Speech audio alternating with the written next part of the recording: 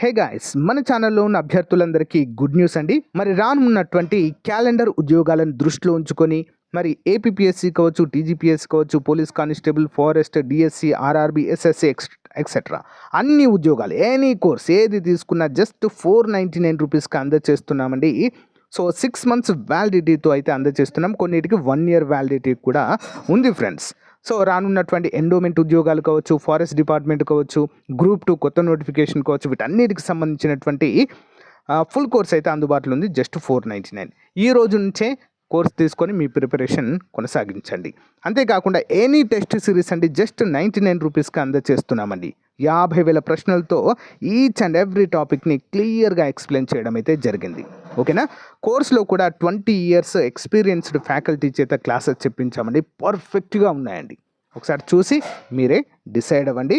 App link in video description అండి. Download చేసి ముందుగా మీ యొక్క మొబైల్ నెంబర్తో రిజిస్టర్ అయ్యి స్టోర్ ఆప్షన్లో కోర్స్ ఉంటుంది, పర్చేజ్ చేయండి. పర్చేజ్ చేసిన తర్వాత కోర్స్ కంటెంట్ ఆప్షన్లో మీకైతే అన్నీ కూడా అందుబాటులో ఉంటాయి. ఇంకెందుకండి లేట్, వెంటనే మీ యొక్క కోర్స్ తీసుకొని ప్రిపరేషన్ స్టార్ట్ చేయండి. రానున్నటువంటి క్యాలెండర్ ఉద్యోగాలలో జాబ్ సాధించడమే లక్ష్యంగా ముందుకు సాగండి. All the best to everyone. Hello everyone, welcome to RK tutorial. So guys, ఈరోజు మనము 1 మార్చ్ 2025కు సంబంధించిన మోస్ట్ ఇంపార్టెంట్ కరెంట్ అఫైర్స్ని ఈ వీడియోలో చూడబోతున్నాము. ఎవరు కూడా మధ్యలో వీడియో స్కిప్ చేయకుండా చివరి వరకు చూడండి. అంతేకాకుండా మొదటిసారి మన ఛానల్ చూస్తున్న వారు తప్పకుండా సబ్స్క్రైబ్ చేసి రెగ్యులర్గా కరెంట్ అఫైర్స్ ఫాలో అవ్వండి. ఓకే గైస్, మొదటి ప్రశ్న చూద్దాము. ఇటీవల ఏ దేశంలో 3 దశాబ్దాల తర్వాత కనుగొనబడిన 85 కేప్ రాబందులు, వీటిని మనము జిప్స్ కేత్రోదోర్స్, ఓకే, కేప్రోథేర్స్, ఏ ముఖ్యమైన పర్యావరణ పాత్రనివి పోషిస్తాయి? ఇటీవల చాలా సంవత్సరాల తర్వాత 3 దశాబ్దాలు అంటే 30 సంవత్సరాల తర్వాత కనుగొనబడ్డాయండి కేప్ రాబందులు. ఎక్కడ కనుగొన్నారు చూద్దాం. Which country recently spotted 85 cape vultures after 3 decades and that crucial ecological role do they play? ఏం చేస్తాయండి మరి ఇవి? ఆన్సర్ ఆప్షన్ సి అండి. వీటిని దక్షిణాఫ్రికాలో కనుగొన్నారు. క్యారియన్ పారవేయడం ద్వారా వ్యాధి వ్యాప్తిని నిరోధిస్తాయండి. ఓకేనా. స్కావెంజర్స్ లాగా, పారిశుద్ధ్య కార్మికుల్లాగా ఇవి పనిచేస్తాయండి. ఓకేనా, ఇంపార్టెంట్. 3 దశాబ్దాల తర్వాత దక్షిణాఫ్రికా తూర్పు క్యాప్లో ఇటీవల 85 కేప్ రాబందులు కనిపించడము పరిరక్షకులకు ఒక ముఖ్యమైన మైలురాయిని సూచిస్తుంది. ఈ రాబందులు దక్షిణాఫ్రికాకు మాత్రమే కాకుండా క్యారియన్ పారవేయడం ద్వారా వ్యాధి వ్యాప్తిని నిరోధించడం ద్వారా పర్యావరణ సమతుల్యతను కాపాడుకోవడంలో కీలక పాత్ర పోషిస్తాయి. పర్యావరణ ప్రయత్నాలు వారి యొక్క జనాభాను స్థిరీకరించడంలో సహాయపడ్డాయి. మరియు అయితే ప్రపంచవ్యాప్తంగా రాబందుల బెదిరింపులను ఎదుర్కొంటూనే ఉన్నాయి. ఈ పునర్జీవనము నిరంతర పర్యావరణ కార్యక్రమాల ప్రాముఖ్యతనివి హైలైట్ చేస్తాయి. ఓకే, పర్యావరణానికి మనము ఫుడ్ సైకిల్ అంటాం కదా అండి. సో దానికి చాలా చాలా ముఖ్యమైనవి ఈ యొక్క రాబందులు. Next one. 2027-28 వరకు 6,865 కోట్ల రూపాయల బడ్జెట్తో 10,000 FPOల ఏర్పాటుకు సంబంధించి ఇటీవల ప్రారంభించిన 10,000వ FPO ఏ రాష్ట్రంలో ఉంది? 10,000వ అంటే 10,000. Okay. Which state recently witnessed the inauguration of the 10,000th FPO under the 6,865 crores rupees budget scheme till 2027-28? ఎక్కడండి 10,000వ FPO ఏర్పాటు చేయడం జరిగింది? ఆన్సర్ ఆప్షన్ బి, బీహార్ రాష్ట్రంలో. ఓకేనా, చూద్దాం. 2027-28 వరకు 6,865 కోట్ల బడ్జెట్తో 10,000 FPOల ఏర్పాటు మరియు ప్రమోషన్ కోసం సెంట్రల్ సెక్టార్ స్కీమ్ను ఫిబ్రవరి 29, 2020న ప్రధాని నరేంద్ర మోదీ ప్రారంభించారు. ఈ చొరవ చిన్న మరియు సన్నకారు రైతులకు మెరుగైన మార్కెట్ యాక్సెస్, ఆర్థిక సహాయము మరియు సామూహిక బేరసారాల శక్తిని అందించడం ద్వారా వారిని బలోపేతం చేయడం లక్ష్యంగా పెట్టుకుంది. ఇటీవల మొక్కజొన్న, అరటి మరియు వరిపై దృష్టి సారించి బీహార్లోని కాగారియాలో 10,000వ FPO ప్రారంభించబడింది. 40% మహిళలతో సహా దాదాపు 30 లక్షల మంది రైతులు ఇప్పుడు ఎఫ్పిఓలతో అనుసంధానించబడ్డారు. వ్యవసాయ ఆర్థిక వ్యవస్థను గణనీయంగా పెంచడంలో ఇవి దోహదపడినట్లుగా తెలుస్తుంది. ఇంపార్టెంట్. Next one.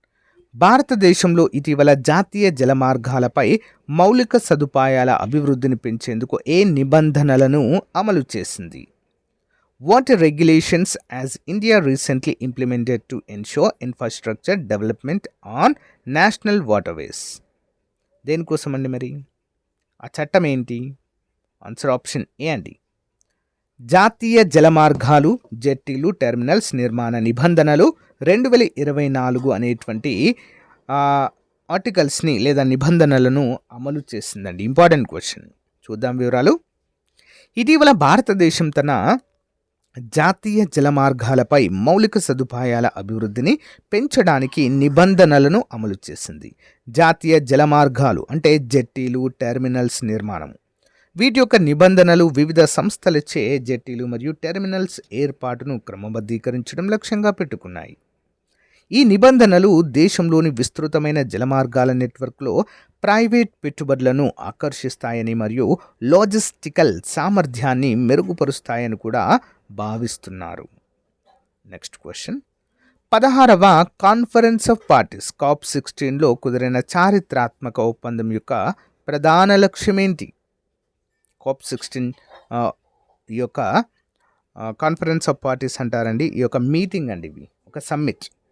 మరి దీంట్లో కుదిరిన ప్రధాన లక్ష్యం ఏంటండి? Option B.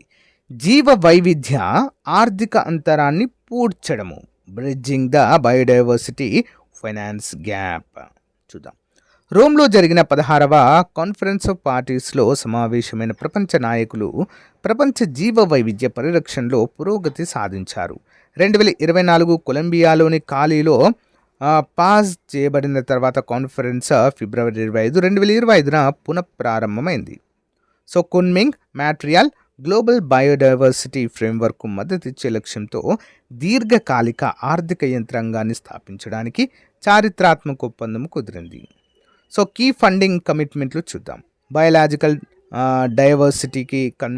డైవర్సిటీపై కన్వెన్షన్ క్రింద దీర్ఘకాలిక ఆర్థిక విధానాలను ఏర్పాటు చేయడం ద్వారా బయోడైవర్సిటీ ఫైనాన్స్ అంతరాన్ని పూడ్చడం ఈ ఒప్పందం యొక్క లక్ష్యము. మరి ఇందులో ఇప్పటికే ఉన్న నిధులు, వనరులను మెరుగుపరచడం మరియు ప్రైవేట్ రంగ సహకారము మరియు బ్లెండెడ్ ఫైనాన్స్ వంటి కొత్త మార్గాలను అన్వేషించడం వంటివి ఉన్నాయి. ఓకే. Next one. భారతదేశపు మొదటి అంతరిక్ష ఆధారిత సౌర మిషన్ ఆదిత్య L1కి సంబంధించిన solar ultra violet imaging telescope ఏ రోజున సౌరమంట కెర్నల్ యొక్క మొట్టమొదటి చిత్రాన్ని సంగ్రహించిందండి. Important question. భారతదేశం ప్రయోగించినటువంటి ఆదిత్య L1 అనేటువంటి మిషన్ అండి ఇది.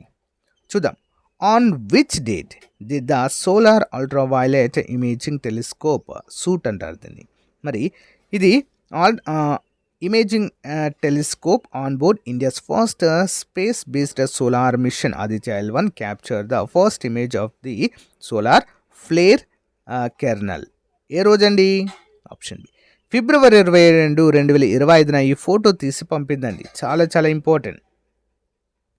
భారతదేశం యొక్క మొట్టమొదటి అంకితమైన అంతరిక్ష ఆధారిత సౌర మిషన్ ఆదిత్య L1 మైలురాయిని సాధించింది. ఫిబ్రవరి 22, 2025న ఆదిత్య L1 ఆన్ బోర్డ్లోని solar ultra violet imaging telescope సౌర వాతావరణంలో సౌరమంట కెర్నల్ యొక్క మొట్టమొదటి చిత్రాన్ని సంగ్రహించింది. సౌర కార్యకలాపాలు మరియు భూమిపై దాని ప్రభావాలను అర్థం చేసుకోవడానికి ఈ పరిశీలన చాలా ముఖ్యమైనది. Next one. భారత అత్యున్నత న్యాయస్థానం ఇటీవల ఏ కారణంతో లోక్పాల్ ఉత్తర్వులపై స్టే విధించడానికి నిర్ణయించింది? ఇంపార్టెంట్ క్వశ్చన్ అండి ఇది. చూద్దాం. For what reason did the supreme court of India recently decided to stay the Lokpal order? ఎందుకు ఈ లోక్పాల్ ఆర్డర్ పైన స్టే విధించింది? రీజన్ ఏంటి అంటే ఆప్షన్ ఏ.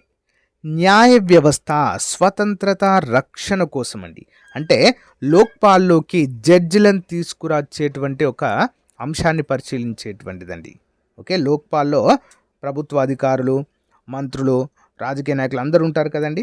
దీనిలోనికి మరి జడ్జిలను కూడా తీసుకొచ్చే యోచనలో ప్రభుత్వం ఆలోచించింది. అయితే దీన్ని ఆమోదించకుండా ఏం చేసింది? సుప్రీంకోర్టు మరి స్టే విధించింది. వివరాలు చూద్దాం.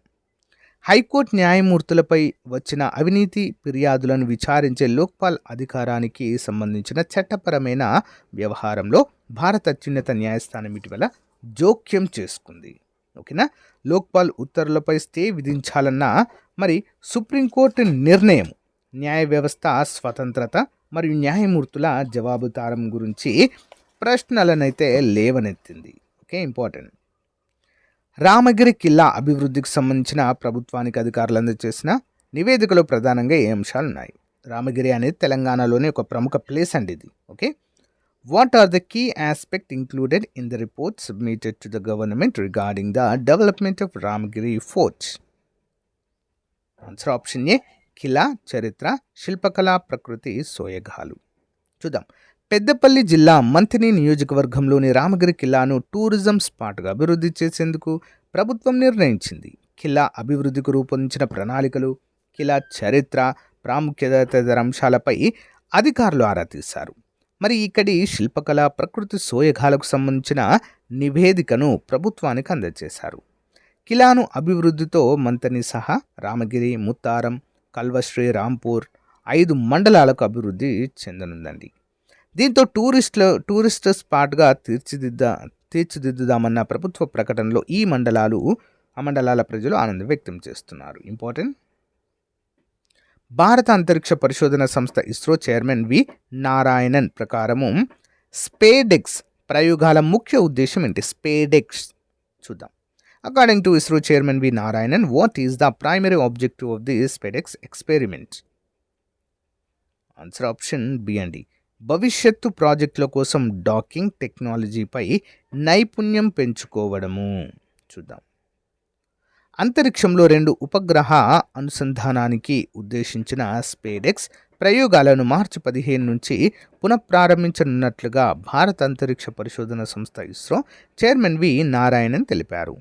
ఇందులో భాగంగా ఇప్పటికే అనుసంధానమైన 2 శాటిలైట్లు చేజర్ టార్గెట్లను తొలుత విడదీయనున్నట్లుగా చెప్పారు. ఆ తర్వాత వాటిని మరోసారి అనుసంధానం చేస్తామన్నారు. భవిష్యత్తులో చేపట్టబోయే ప్రాజెక్టులను దృష్టిలో పెట్టుకుని డాకింగ్ పరిజ్ఞానంపై పూర్తి స్థాయి పట్టు సాధించడమే ఈ కసరత్తు ఉద్దేశమని చెప్పారు. ఈ ప్రయోగాల నిర్వహణకు అనువైన సమయం మార్చి 15న ప్రారంభమవుతుందని వివరించారు. జాతీయ సైన్స్ దినోత్సవం సందర్భంగా శుక్రవారం ఢిల్లీలో నిర్వహించిన కార్యక్రమంలో ఆయన ఈ విధంగా మాట్లాడడాన్ని చూడవచ్చు. ఇంపార్టెంట్. Next one. నిజామాబాద్ కేంద్రంగా ఏర్పాటు చేసిన కొత్త పసుపు బోర్డు కార్యదర్శిగా ఎవరు నియమితులయ్యారు? Who has been appointed as the new secretary of the turmeric board established in Nizamabad? ఎవరండి? ఆప్షన్ బి అండి, ఎన్ భవానీశ్రీ గారు. ఓకే, చూద్దాం. నిజామాబాద్ కేంద్రంగా కొత్తగా ఏర్పాటు చేసిన పసుపు బోర్డు కార్యదర్శిగా 2017 బ్యాచ్ నాగాలాండ్ క్యాడర్ ఐఏఎస్ అధికారి ఎన్ భవానీశ్రీని కేంద్ర ప్రభుత్వం నియమించింది. ప్రస్తుతం కేంద్ర వాణిజ్య శాఖలో సంయుక్త కార్యదర్శి హోదాలో పనిచేస్తున్న ఆమెకు పసుపు బోర్డు కార్యదర్శిగా అదనపు బాధ్యతలు అప్పగిస్తూ శుక్రవారం ఉత్తర్వులు జారీ చేసింది. ఆమె స్వరాష్ట్రం తమిళనాడు. ఇదే సమయంలో spice board research director doctor AB రేమాశ్రీకి స్పైస్ బోర్డ్, పసుపు బోర్డు మధ్య కార్యకలాపాలను అనుసంధానం చేసే బాధ్యతలో అప్పగించారు. Next one. అమెరికాలో అధికార భాషగా ఇంగ్లీష్ నిర్ణయించే ప్రయత్నం మొదట ఏ భాషను ప్రభావితం చేస్తుంది? ఇటీవల అమెరికాలో ఇంగ్లీష్ని అధికార భాషగా ఆమోదిస్తూ సంతకం చేయడం జరిగిందండి. అయితే దీనివల్ల ఏ భాషకు ప్రమాదం వాటిల్లే అవకాశం ఉందంటూ క్వశ్చన్ ఇది. Okay, which language will be primarily affected by the attempt to designate English as the official language in US? ఏ భాషకు ప్రమాదం వాటిల్లే అవకాశం ఉందంటే స్పానిష్ అండి. అక్కడ చాలా వరకు మాట్లాడే భాష, స్థానికంగా మాట్లాడే భాష స్పానిషే. ఇంగ్లీష్ అనేది తర్వాత వచ్చినటువంటిది. ఓకేనా, చూద్దాం. అమెరికా అధికారిక భాషగా ఇంగ్లీష్ నిర్ణయిస్తూ కార్యనిర్వాహక ఆదేశాలపై అధ్యక్షుడు డొనాల్డ్ ట్రంప్ సంతకం చేయనున్నారని శ్వేతసౌధం వర్గాలు వెల్లడించాయి. Additional questions. తప్పిపోయిన తెగను ప్రధానంగా ఏ భారతీయ రాష్ట్రాలు గుర్తించారు? The missing tribe is primary found in which state? Indian state. Option A Assam మరియు అరుణాచల్ ప్రదేశ్. ఇటీవల వార్తల్లో ప్రస్తావించబడిన బ్యాక్టీరియల్ సెల్యులోజ్ అంటే ఏమిటి? What is bacterial cellulose that was recently mentioned in news? Option A, కొన్ని బ్యాక్టీరియాల ద్వారా ఉత్పత్తి చేయబడిన సహజ పాలిమార్ బ్యాక్టీరియా సెల్యులోజ్ అంటారు దీన్ని. గ్లోబల్ ఇన్ఫ్రాస్ట్రక్చర్ రెసిలియన్స్ రిపోర్ట్ను ప్రచురించిన సంస్థ ఏది? Which organization published the global infrastructure resilience report? Option C, విపత్తు తట్టుకునే మౌలిక సదుపాయాల కోసం కూటమి, సిడిఆర్ఐ అంటారు. చీఫ్ ఇన్ఫర్మేషన్ ఆఫీసర్ కాన్ఫరెన్స్ 2025 ఎక్కడ జరిగింది? Where was the chief information officer conference 2025 held? Option B, New Delhi. Majorana 1 అని పిలిచే తన మొదటి క్వాంటమ్ కంప్యూటింగ్ చిప్ను ఏ సంస్థ ప్రారంభించింది? Which organisation has launched its first quantum computing chip called Majorana? Option B, Microsoft. Okay, Microsoft. So guys, ఇది రోజుకు సంబంధించిన మోస్ట్ ఇంపార్టెంట్ కరెంట్ అఫైర్స్. మీకు నచ్చితే లైక్ చేయండి, తప్పకుండా మీ ఫ్రెండ్స్తో షేర్ చేయండి. Thank you, have a nice day, bye.